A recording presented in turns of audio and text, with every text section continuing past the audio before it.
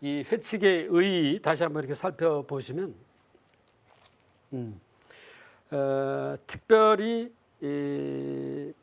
이 항에 이런 말씀도 우리가 한번 생각해 볼 수 있습니다. 선교 활동의 유일한 목적이 뭐냐라고 물을 때 예수 그리스도를 통해서 여러 가지 일들이 있는데 인간을 위해서 봉사하는 것이 선교의 목적이다. 이거 이제 이렇게만 했으니까 이제 여러분들 조금 이게 무슨 얘기인가 구체적으로 좀 모를 수 있어서 다시 한번 설명을 드리면 이런 겁니다. 교회 선교는, 왜냐하면 선교는 교회가 오늘의 세계의 개인이나 인류에게 제공하는 첫째 가는 봉사이기 때문입니다. 그러니까 세상과 인류에게 하는 봉사가 그게 바로 선교다. 그들을 구원하기 위해서, 그들을 예수님께로 인도하기 위해서가 바로 이렇게 죄송합니다. 하는 것이다. 이런 말씀을 이제 드리고 싶고요. 그냥 이항 말씀드린 겸에 이 문헌의 참된 목적과 다른 목적에 대해서 조금만 더 설명을 드리면 거기 나와 있어서 잠깐 말씀을 드릴게요.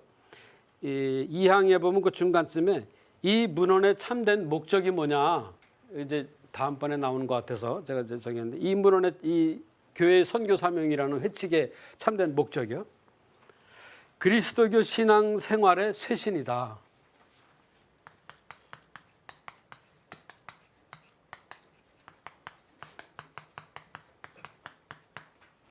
쇄신이다.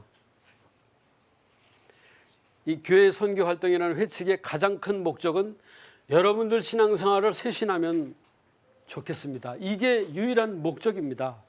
이걸 읽으시면서 여러분들 신앙생활을 다시 한번 이렇게 생각해 볼 수 있는 그런 기회가 됐으면 좋겠어요. 꼭 선교라고 말하지 않아도 좋다.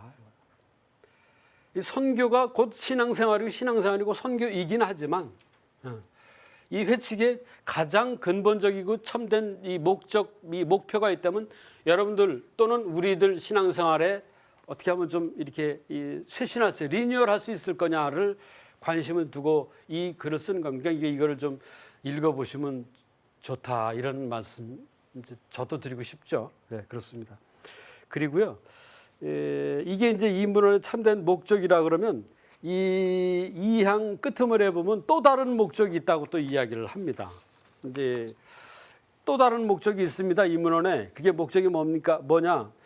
외방 선교에 대한 여러 가지 의혹과 혼란을 배격하고, 외방 선교, 훌륭한 남녀 선교사들을 격려하기 위한 것도 이 문헌에 또 다른 이유와 목적이 있습니다. 그러니까 요즘 뭐 이렇게 저렇게 뭐 막 이 선교에 대해서 또는 선교 활동에 대해서 선교사의 어떤 그런 것에 대해서 막 얘기는 많이 하지만 정작 가장 중요한 외방 선교에 대해서는 별로 지금 관심들이 잘 없고, 그러다 보니까 외방 선교가 좀 이렇게 소홀해지 여겨지다 그래서 그랬는지 세상이 좀 이상한 각도로 지금 막 흘러가고 있다.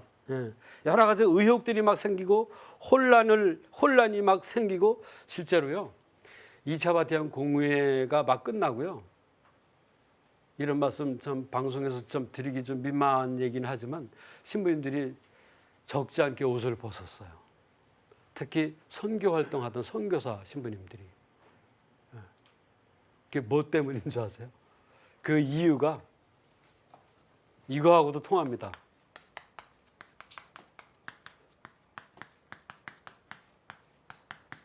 이거 그냥 여담 삼아 들으세요.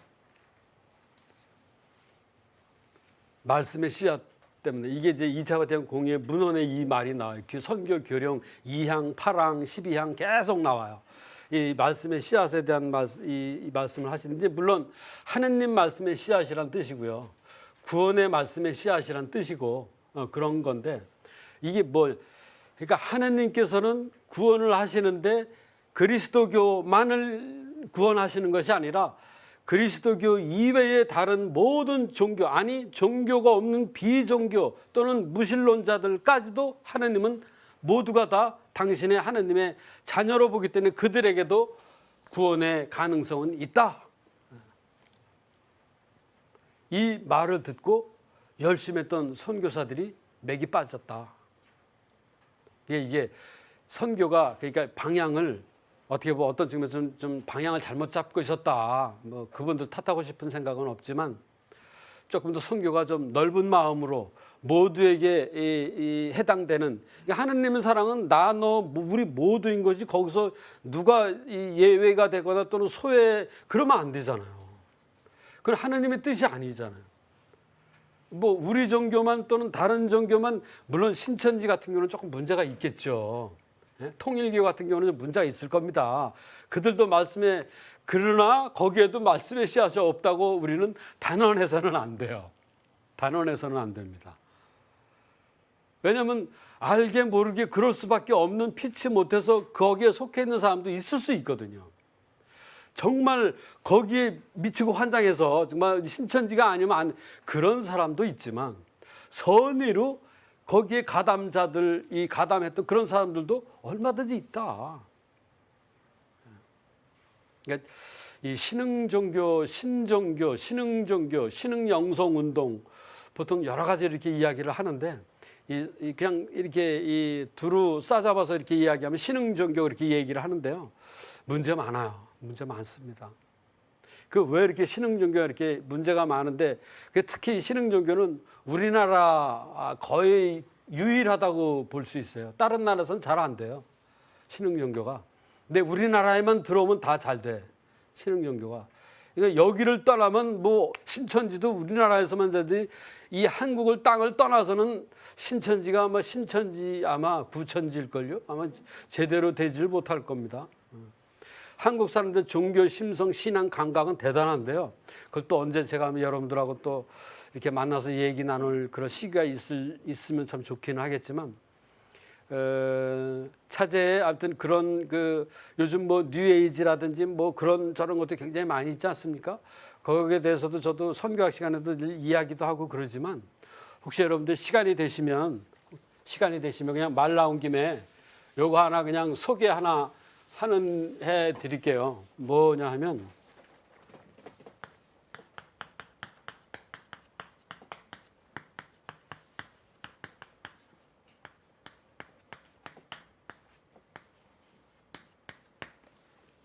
책 장사하는 건 아니고요. 좀 두껍죠. 이 선교란 무엇인가? 제가 선교를 이렇게 가르치다가 보니까 이렇게 저렇게 많이 거의 뭐 선교 아닌 게 없어요. 이런 회칙도 회칙이지만 조금 전에 얘기했던 신흥 종교들 또 무슨 뭐 신흥 영성 운동들 뭐 보세요. 뭐 좀 베이사이드라고 여러분 들어보셨어요? 나주율리아라고 잘 아시죠? 네. 뭐 그 가계치유라고 들어보셨을 겁니다 아마. 이런저런 등등에 대해서도 우리가 너무 선교적으로 모르면 그래서 그런 어떤 흐름 또 신흥 종교가 갖고 있는 그런 객관적인 어떤 사항들에 대해서 알지 못하면 내가 선교하기가 참 방법적으로는 여러 가지를 말은 하지만 또 이렇게 저렇게 또 설명도 드리겠지만 이런 것들이 제대로 이렇게 꿰어 맞추기가 쉽지가 않아요. 쉽지가 않습니다. 혹시라도 관심 있으시면 저 참고해서 보시라 하는 뜻에서 그냥 이렇게 소개의 말씀을 드리고 싶은 겁니다. 아무튼 그 정도로 하고요. 이왕에 본 김에 하나만 더 보겠습니다. 42항에 보면 유사한 그런 내용이 있어서 좀 한번 살펴보고자 합니다. 무슨 내용이냐면 여기 이제 선교의 어떤 방법적인 것 일종의 선교의 목적하고도 또 연결되는 것이기도 하고요. 전혀 다른 건 아닌데 그런 왜냐하면 이 봉사라는 조금 아까 우리가 지나갔던 그런 인류와 세상을 위해서 봉사하는 게 선교입니다라는 차원에서 한번 이 생각을 해볼 때 어떻게 봉사를 하냐 42항이 이렇게 설명을 합니다. 현대인은 스승보다 증거를 주장하는 것보다는 경험을 이론적인 것보다는 실천을 더 잘 믿습니다. 선교의 첫째 가는 형태는 그리스도교 생활의 증거입니다. 증거 생활입니다. 그리스도인은 인간의 약점에도 불구하고 그리스도의 모범을 따라 사는 삶으로 증거해야 합니다. 이러한 증거는 신자가 선교사일 수 있는 유일한 방법입니다. 사실은 다 신자가 다 선교사라고 말씀을 드렸잖아요. 그렇죠? 세례를 받은 모든 사람은 누구나 다 선교사다. 증만 없을 뿐이지. 증은 뭐건 중요한 게 아니에요. 하느님이 다 이미 우리에게 세례를 주셨으면 세례보다 더 훌륭한 증이 어디 있습니까? 심지어는 예수님도 받으신 게 세례잖아요. 예수님 세례 받을 때 기가 막힌 증을 받으셨죠. 무슨 증? 성령증을 받으셨어요. 예수님은 그냥 뭐 요단강에서 내려오시니까 뭐 성령이 막 비둘기 형태로 뭐 이렇게 해서 이는 내 아들, 또 하늘에서 문이 열리면서 뭐 이게 그 세례 장면을 보면서 저는 그런 걸 느꼈어요. 참 성부와 성자와 성령은 참 누가 이렇게 저기 할까봐 이렇게 그냥 서로 그냥 챙기시는구나, 이런 거를 참 아주 많이 느낍니다. 이 예수님 무슨 일을 하실 때마다, 특히 기적을 하시건 사람들을 만나건 가르침을 비시건 행적을 하실 때 바로 옆에 성령이 함께 돕고 계세요. 그러니까 우리가 기도를 가르쳐 달라고 이야기를 할 때도, 오늘 이 독서 복음 말씀도 비슷하지만 주님의 기도 가르쳐 주실 때도 성령께 도움을 청해라. 그럼 성령이 너희들 기도가 안 될 때 기도해주게 대신 도와주실 거다. 그 정도로. 그러니까 간절한 마음만 있으면 된다. 간절함이 없어서 안 된다는 거예요. 그 간절함이 가장 바라는 게 성령이시기도 하고요. 그러니까 성령이요, 어떤 측면에서는 이렇게 말하는 건 조금 어폐가 없지 않아 있지만, 전부 다 맞다고 설명할 수는 없지만 그러나 틀린 것도 아닌 것이 뭐냐면, 성령이 다 작용하시지만요, 특별히 성령이 가장 잘 활발하시게 작용하실 때가 있어요. 언제인 줄 아세요? 이런 어떤 뭐랄까요, 어떤 생명이 막 흔들흔들 거리고 막 그냥 어려움 이 지경에 빠져 있을 때, 또 뭔가 깨닫지 못하고 그냥 악의 소굴에 빠져서 좀 헤어나오지 못할 때, 이럴 때가 성령이 가장 잘 활발하게 활동하십니다. 왜냐하면 성령 자체가 벌써 생명 자체이시고요. 또 당신이 진리 자체이시기 때문에 이건 진리가 아닌, 생명이 아닌 반생명 반진리편에서는 어떨 때보다도 왕성하게 활동하시는 분이 성령이시다. 그런 걸 또 반대로 생각해 볼 수 있습니다. 잠깐 그렇게만 말씀을 이제 드리고요.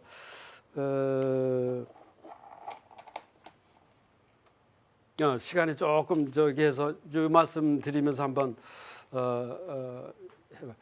여러분들 인간은 사회적인 존재 동물이다 이렇게 말을 하죠. 그런가 하면 종교적인 동물이기도 하다. 그런가 하면 저 또 한 가지 덧붙이고 싶습니다. 인간은 정치적인 동물이기도 합니다. 왜 그런지 아세요? 그건 제가 말씀드리는 게 아니에요. 이게 요한 바오로스의 교황님이 이 교회 선교사명 회칙에 분명히 나와 있는 거라 제가 말씀을 드리는 겁니다. 오해하지 마세요. 인간은 정치적인, 왜 이 말씀을 드리냐면, 어떨 때 가끔 우리 안에서 신자들이 이렇게 이 정치에 대해서 막 이렇게 얘기 나올 때, 교회가 정치에 대해서 운영하지 마십시오. 정치 관여하면 안 됩니다. 정치에서 손 떼.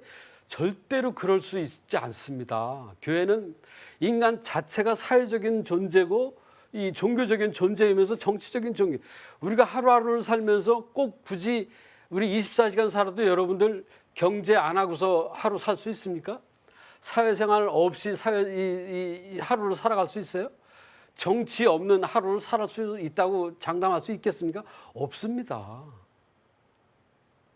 예수님조차도 정치하셨어요. 어떻게? 세금을 내야 될 때 세금 내라 그랬어요. 세금 내라. 그러니까 너무 그런 거에 소위 그렇게 말하나요? 정교 분리, 이 말은요, 다시 얘기하면 성속 분리, 이거하고도 똑같아요. 이런 게 있으면 안 돼요. 예수님은요, 하느님이시면서 인간이시고 인간이면서 하느님이신 분이 예수님이세요. 언제는 인간이고 언제는 하느님이었고, 언제는 하느님이었고 언제는 인간, 이런 게 아니에요. 당신 안에 하느님이자 인간이었던 그 모든 것이 다 들어가 있다. 인간 안에 하느님이 원하시는 그 모든 것이 다 들어와 있다. 잘라낼 수 있는 건 아무것도 없다. 아무것도 없다. 실제로는 막 이 지난번에 이 세월호 막 이렇게 해서 사람들이 이렇게 막 죽어나가고 막 학생들이 죽어나 이럴 때 아주 교회가 좀 이제 뭐 그 세월호에 대해서 그만 좀 얘기하세요. 그거 뭐 좀 이상합니다. 뭐 그렇지 않습니다. 우리 스스로가 다시 한번 생각을 하면서 그렇다고 제가 교회는 정치에 대해 이 얘기하는 거 아닙니다. 정치하면 안 돼요. 교회는 교회여야 돼요. 당연히 다만 교회에 속하지만 정치에 가담한 사람들이 제대로 정치할 때는 오케이 다 가만히 있어도 돼요. 우리가 제대로 정치를 못할 땐 말해야 된다 이 말이에요. 이 제 얘기가 아니라고 분명히 말씀드렸어요. 44망에 나와 있어서 말씀을 드린 거지. 42항 보고서 제가 말씀드릴까 안 드릴까 갑자기 고민하다가 잠시 그냥 말씀을 드린 거예요. 뭐라고 써 있냐면요.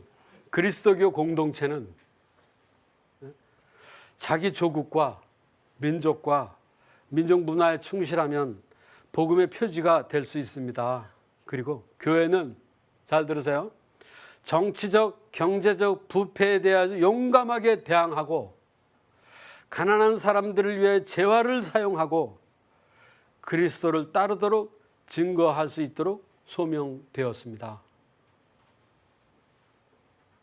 이걸 이제 이 당신이 45항에 가면 파레시아라는 말을 또 하세요. 파레시아라 이게 히라보인데 그리스 말인데 이 무슨 말이냐? 왜 우리가 뭘 이렇게 이 바오로 사도도 이렇게 세계 선교 여행을 하고 막 이럴 때 그 어디서 그분이 그렇게 그 열정이 나와서 그 선교하셨나? 뭐 어떨 땐 이해가 가지만 어떨 땐 참 대단해 보이기도 하고 너무 말씀이 신약 성경 자체가 절반이잖아요. 절반은 예수님에 관련된 말씀, 절반은 바오로 사도의 행정 말씀. 이 딱 신약 성경 자체가 절반으로 나뉘어요. 얼마나 위대한 이 하나님의 일을 한 이 적이면 바오로 사도에 대한 그런 그 벌써 분량부터가 남다르다. 이 바오로 사도가 가장 어떻게 보면 특징적으로 선교를 했던 게 파레시아입니다.